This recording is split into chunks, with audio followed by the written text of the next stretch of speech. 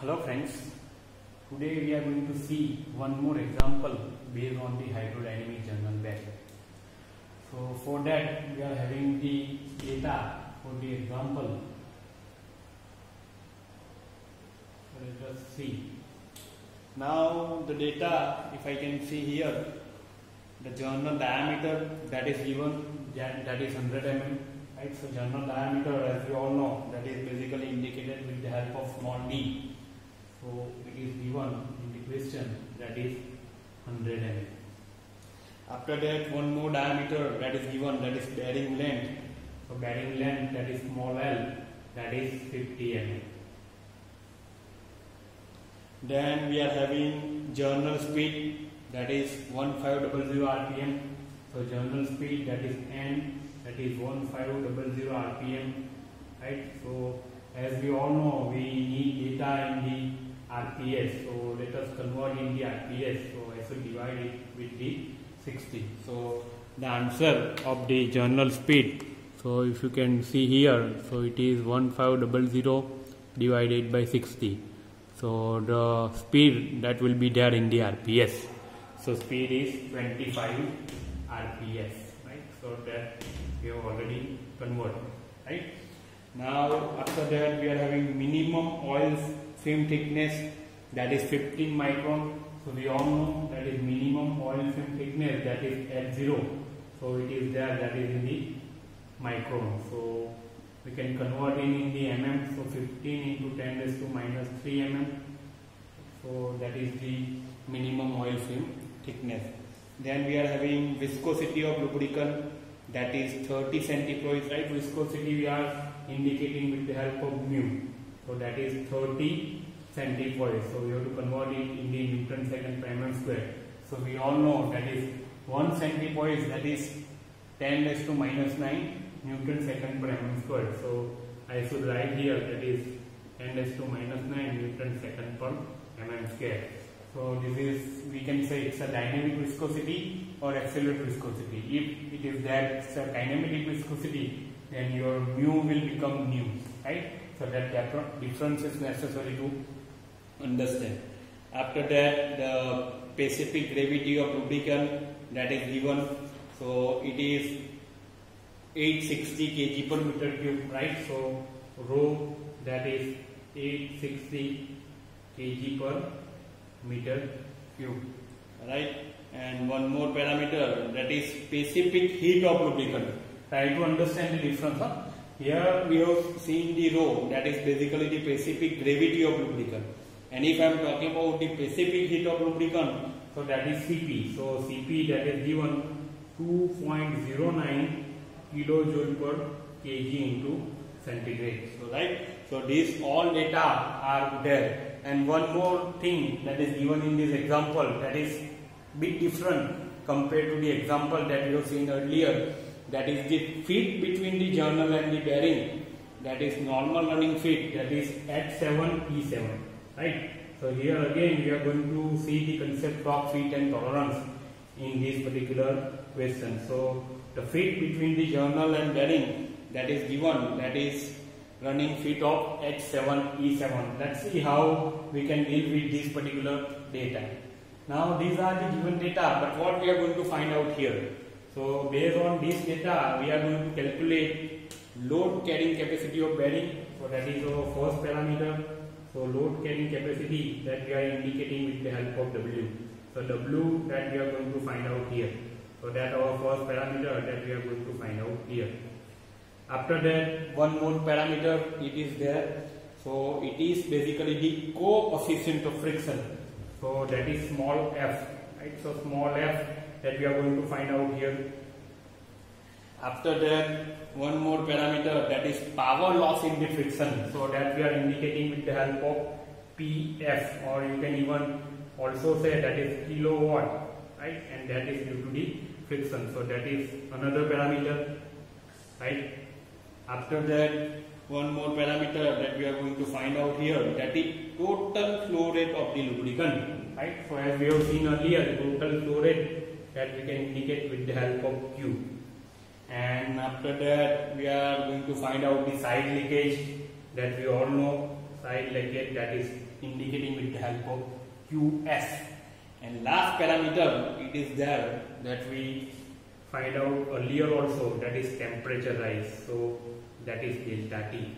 So based on this given data, we are going to find out parameter from load up to the temperature rise. Now the interesting thing in this particular example is the fit that is given for the journal and the diameter. So as we all know, for calculating the fit we require few more data. So the data, it is there in the example itself, that is for the diameter 100 mm, as you can see here. So small table that is given, that is the 100 mm diameter. So diameter, it is there 100 mm, and for that 100 mm diameter the tolerance is given, right? Because the fit is there, so we require this particular data. So that tolerance, if I am talking here,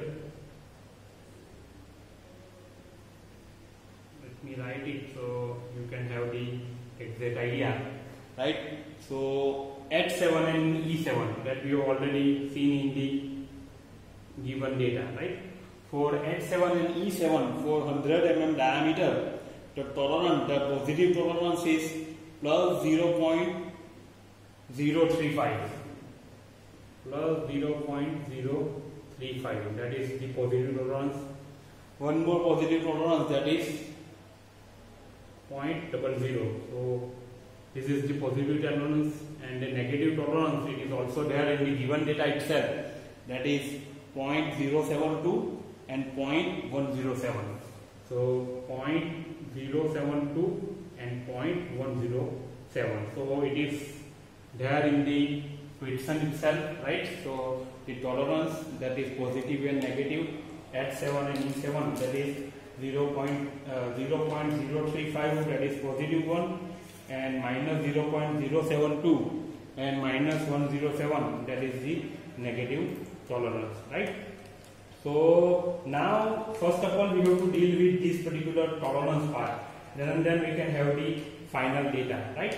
So now suppose if the manufacturing process is centered, right? So how to use the tolerance data? So we can apply the concept of limit, fit and tolerance. So we all know that we have to find out the average diameter of the bearing and journal, right? Because we are having the diameter, and in that diameter we are having this tolerance. So now let us see how to deal with this diameter and the given tolerance. So for that we have the diameter, that is dA. For one is positive and for one is for the negative. So for dA we can have the diameter 100 mm, right? So 100 mm, that is the given data is there, plus for first part we have to consider the positive tolerance. Here we are having two tolerance, right? For H7. So let us take the average of this. So it will become 0.035 plus 0.0 divided by 2. This one is the positive one. And if I am talking about the negative one, so let us say it is the small dA. So 100 minus, see that, so 0.072 plus 0.107 divided by 2. Now we have subtracted the negative tolerance because it is there, so we have to subtract this, right? So these are the average diameter based on the parameter that is given in the table. So now if I want to find out the radial clearance based on that, because ultimately we require the radial clearance. So what happened in the case of radial clearance? Radial clearance C, we have to take the average of is, so dA minus dA divided by 2. So that's how we can find out the radial clearance, right? So let's see how to do that with the help of calculator. So now I am going to find out the capital D first.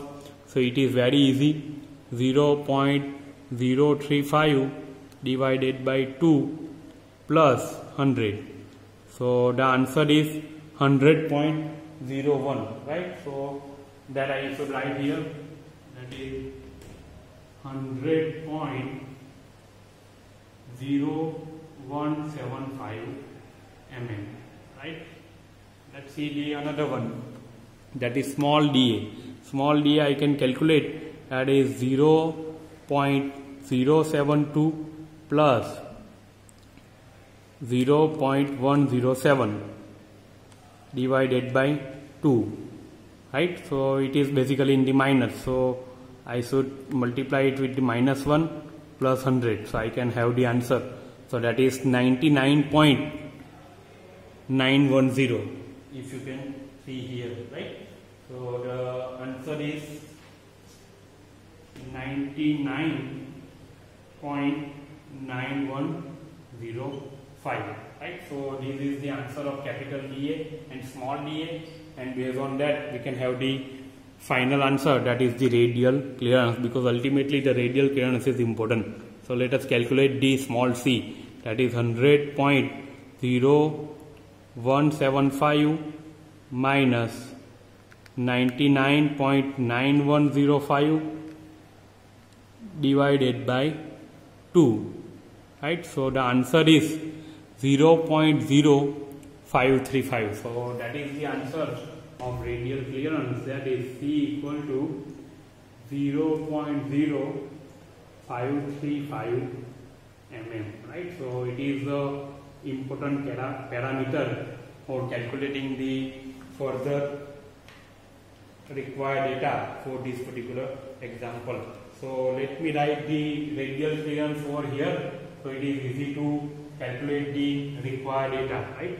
So see that we will find out, that is 0.0535 mm, because this data we are going to utilize. So in this particular example, the new thing that we have to consider is the fit and tolerance concept based on the diameter, right? So that diameter you have to add and subtract from the tolerance it is given in the example itself, right? At 7 it's a positive tolerance, so that we have added. E7, that is the negative tolerance, so that we have subtracted from the diameter given in the example itself, right? So that thing you have to consider whenever you are dealing with this kind of example, right? So let us start with the first parameter, how to calculate the parameter that is there in the question itself, right? So before calculating the first parameter, let me simplify according to the design data. So we can have the ratio, because we require the ratio, that is H0 by C and L by D, because here we are H0 is already there, right? And C we have already find out. So let us see what is the value of H0 by C. So H0 by C, if you can see here, H0 is 15 into 10 raised to minus 3 mm, and C is your 0.0535. So we can have the ratio, that is H0 by 3, that is we can do with the help of calculator. So let's see. So 15 into 10 raised to minus 3 divided by 0.0535, right? So the answer of H0 by 3 we can call as a minimum oil film thickness ratio, that is 0.2803, right? So I should take it as a 0.28, right? So this is the ratio of H0 by C, 0.28, right? One more ratio we can have from the given data, that is L by D. You can see that L is equal to 50 and D equal to 100, right? So 50 by 100, that is 1/2. So L by D ratio equal to 0.5. So these two parameters we have calculated from the given data. So now it is very easy to use the design data book, right? So let's see how to calculate our first parameter. So that is load carrying capacity of bearing, right? So first parameter that we are going to find out here, that is load carrying capacity of bearing. Load carrying capacity of bearing. So that is W, right? So W we don't have, but we have one equation, that is P equal to W by LG. We all are aware about this particular equation, W by LD, and based on that we can have the parameter. But again, in this particular case, we don't have the value of P, right? So for calculating the value of P, what we should do? So let us have the equation of Sommerfeld number. So S equal to mu ns by P into R by C whole square. So that equation we all are aware about. Sommerfeld number, that is equal to mu ns by P into R by C whole square. So if you can look at the Sommerfeld number, we are having ns, as you can see here. We require the data of P, right? But for P we require mu. So mu it is there in the question itself, so that we can utilize. And we are having R by C whole square, right? So D is there, so R equal to D by 2, so we can have the D. C we can already have in the data itself, right? So this is the C that we have already calculated. So if we are having the value of Sommerfeld number, then we can have the parameter P that is required to calculate D.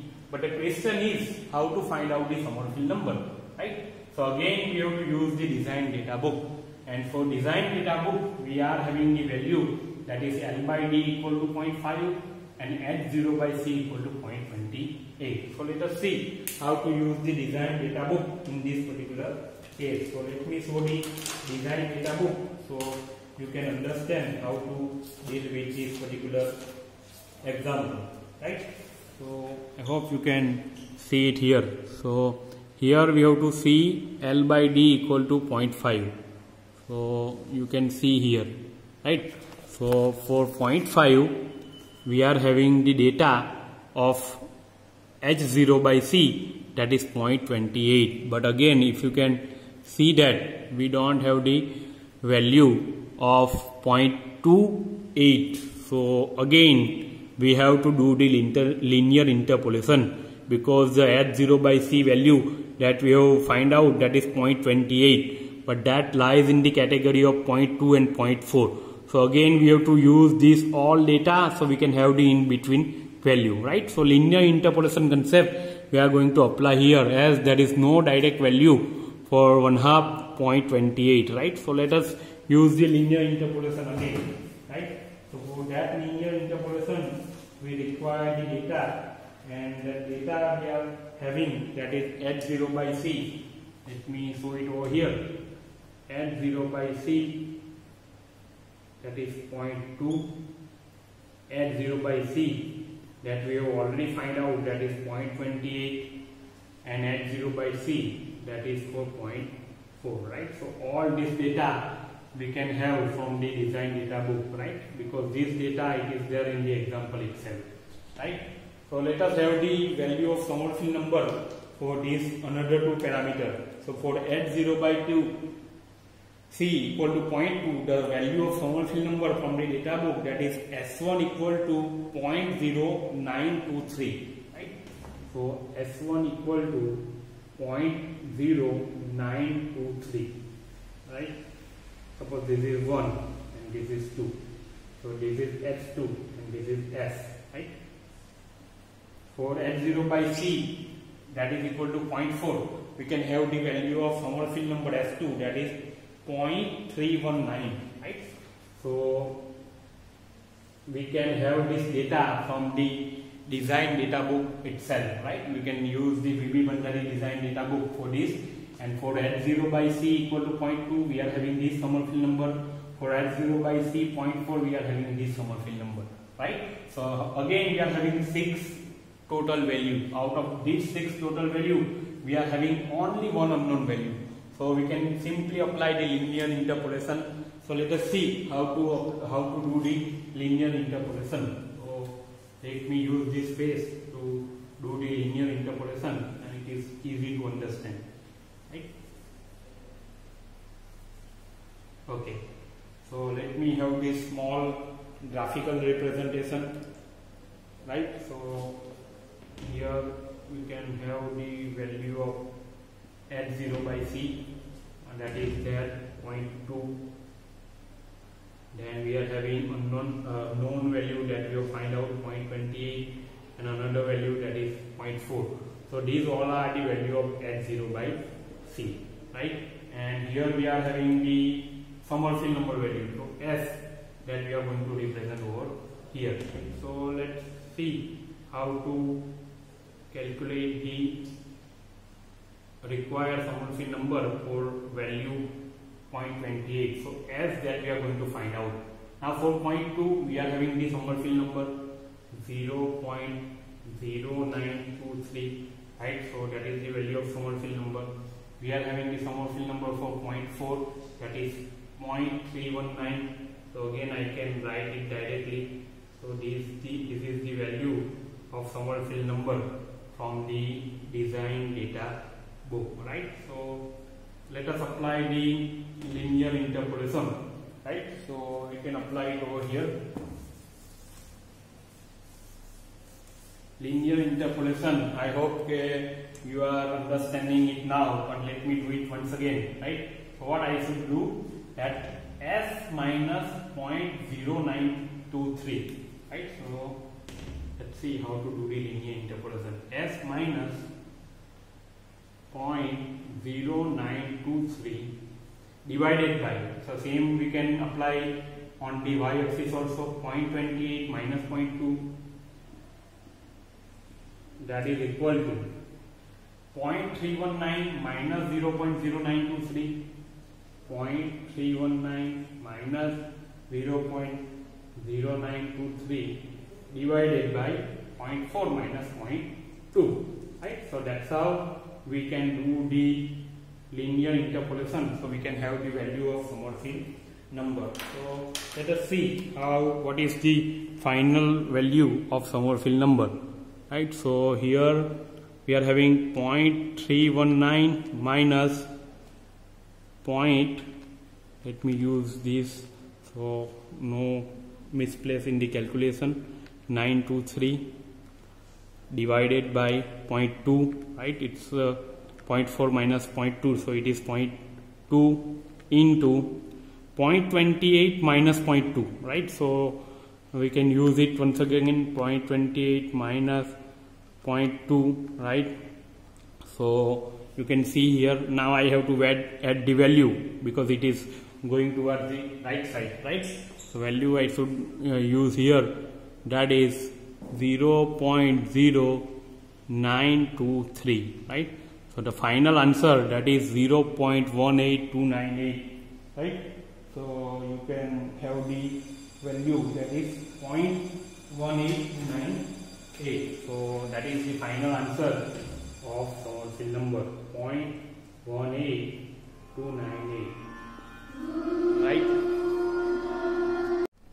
Okay, so we have the value of Sommerfeld number, that is 0.18298. Now if you can use the Sommerfeld number value in this equation, so we can have the value of P. So let us simplify it directly, taking P over here and Sommerfeld number over here, so we can have the value of P. So let us do that. We are having R by C whole square first, so that we can simplify it. So R is there 50 because it is 100 mm, D is 100 mm, so R equal to D by 2, so D is 50 divided by C we have find out here, that is 0.0533, so 0.0533, so that's whole square that we have seen, right, into mu it is there in the given data, 30 into 10 raised to minus 9, so 30 into 10 raised to minus 9, right? Ns it is there, that is 25, right? So Ns it is there, divided by value of Sommerfeld number value 0.18298, right? So we can have the final answer, if you can see here, that is 3.60 Newton per mm square. So that is the value of P that we are interested in. So let me have the perfect value, 3.60 Newton per mm square, right? So you can say it's a 3.6 Newton per mm square, right? So that is the value of P. Now that same value I can utilize here, so we are having the value of W. So if I can simplify it, W equal to P into L into D, right? So let us do this calculation, right? So P we have already find out, that is 3.60 into L it is there 50 mm and D it is there 100 mm, right? So the value of W, that is 18,000, right? So I can say that W equal to 18 kilonewton, right? So 18 kilonewton, it is the answer of W that we have find out here.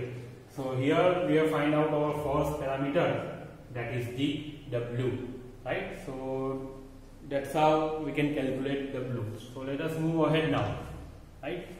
So we will have the another parameter. Let me write the value of W that we will find out. So W equal to 18 kilonewton, right? Because that we are going to use in another example also, right? So let's see. Now the second parameter, small f, right? Small f is our coefficient of friction. We all know from the design data book, we are having one ratio, that is R by C into F, right? So we are having R by C, right? That is there in the question itself, right? Here I should write R equal to D by 2. C we have already calculated. So based on that, if we are having the ratio, then we can find out. So again we have to use the linear interpolation because we are having the H0 by C value. So let's do once again, right? Here the value of H0 by C and here the value of R by C into F, right? So here it is 0.2, 0.28 we have find out, right? And one more parameter, that is 0.4. So for this two value we are having the ratio of R by C into F from the design data book. So let me have this ratio, right? So R by C into F for 0.2, it is 3.26, right? अब આ design data book પરથી તમે આ directly આ value લઈ શકો, right? 3.26 for 0.2 and 8.10 for 0.4. So for 8.10 it is the value of 0.24 and this is unknown that we are going to find out here. Now again let us apply the linear interpolation. I hope you are in the position to calculate it now. So R by C into F minus 3.26 divided by 0.28 minus 0.2, that is equal to 8.10 minus 3.26 divided by 0.4 minus 0.2. So if we can simplify it, then we are having the another parameter. So let us have this parameter, that is 8.10 minus 3.26 divided by 0.2 into 0.28 minus 0.2 plus 3.26. So the R by C into F value, that is 5.196, right? So that is the outcome of this linear interpolation, that is R by C into F. So let me check it again. So that is 5.196. So as I have already told, you can verify your answer because when we are doing the linear interpolation, this value is lies between 8.10 and 3.26, right? So our value 5.196, it is already there in this particular range, right? So that's how you can verify it, whether you are getting the correct answer or not. If the value is not lies in this range, then your linear interpolation is incorrect, right? So that's how you can verify it, whether you are getting the right answer or not, right? So now it is R by C into F, this is equal to 5.196, so I can have the final value 5.196 into C by R, right? So let's see what is the final answer of small f. So 5.196 into C we have already there 0.0535 divided by R is there, that is 50 mm, right? So the final answer of small f, that is 5.55 into 10 raised to minus 3, right? So I can write it like 0.00556, right? So F equal to 0.0556, right? So you can say that 5.55 into 10 raised to minus 3. I have just simplified, right? So that is the answer of small f that we have seen. So second parameter we have already calculated. So let us move quickly towards the third parameter, right? So third parameter, that is the power loss in the friction, right? So that equation we are already aware about, right? So third parameter, that is PF, right? So PF equal to 2 pi ns into FWR divided by 10 raised to 6 kilowatt, right? So that is the equation of the power loss in the friction, right? So we all have all this data, 2 pi ns, F we have just calculated, so I should write the value of F here, right? So 0.00535, right? So that is the value of 556, let me correct it, 0.00556. So that is the value of F that we require. W we have already find out, R we are having, so we can easily calculate the power loss in the friction, right? So 2 into pi into ns, ns is 25, into F value you can see that 0.00556, right, into W, that is 18,000, it's a kilowatt, so I should write 18,000, into R is the 50 mm, right, divided by 10 raised to 6. So we are having the final answer, that is 0.7856 kilowatt, right? So 0.7816 kilowatt. Let me correct it. Yes, it is 0.7856 kilowatt. You can have the minor variation in the answer itself if you are considering few more digits, right? So here the answer is 0.7856. If you can look at your book, so that answer you can see the 0.7816, right? So here in place of 5 it is 16, but it is okay, right? So some variation can be allowed in the case of the design example, right? So that is the third parameter we have already calculated. Now the fourth one is the Q, right? Q we can have with the help of Q basically is the total flow rate of lubricant, that is Q, and for Q we require the ratio of Q upon RC NSL, right? So again we have to do the linear interpolation, right? Linear interpolation we are having 4 value, that is at 0 by C, right? So 0.2, 0.28 and 0.4. So 4 from same value we are having for Q upon RC NSL also, right?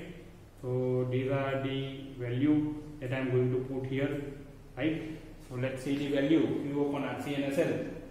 So 5.41, that is 4.2, right? So I can write it, that is 5.41, 4.2, right? For this we are going to find out here, and for 0.4, the value of Q upon RC NSL, that is 4.85, right? So we can use this value directly for calculating the example, right? So I think you are in the position to do the linear interpolation. So I should write the answer directly by doing the linear interpolation. The value of Q upon RC NSL, that is 5.186, right? And as I have told that you can re-verify whether you are getting in the middle range or not. If you are getting in the middle range, then your answer is correct, right?